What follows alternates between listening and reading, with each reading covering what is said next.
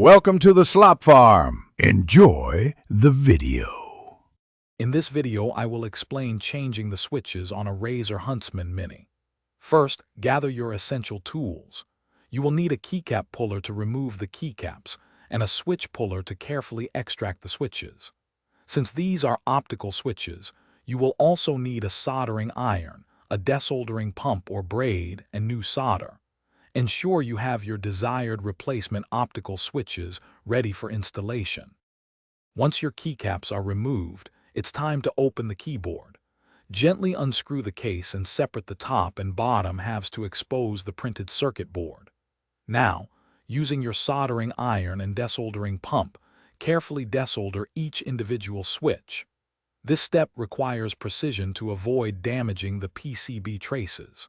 Take your time and ensure all solder joints are clean before proceeding. With the old switches removed, you can now insert your new optical switches.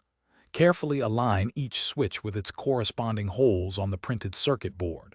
Make sure they are seated firmly and flush against the board. Then, using your soldering iron, solder each new switch into place. Apply just enough solder to create a strong, reliable connection without bridging any pins. After all the new switches are soldered, it's time to reassemble your Razer Huntsman Mini.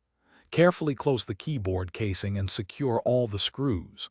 Next, replace all the keycaps, ensuring they are on their correct switches. Finally, connect your keyboard and thoroughly test every single key.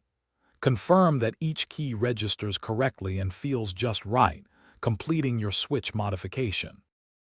Thanks for watching. Consider subscribing if we helped you today.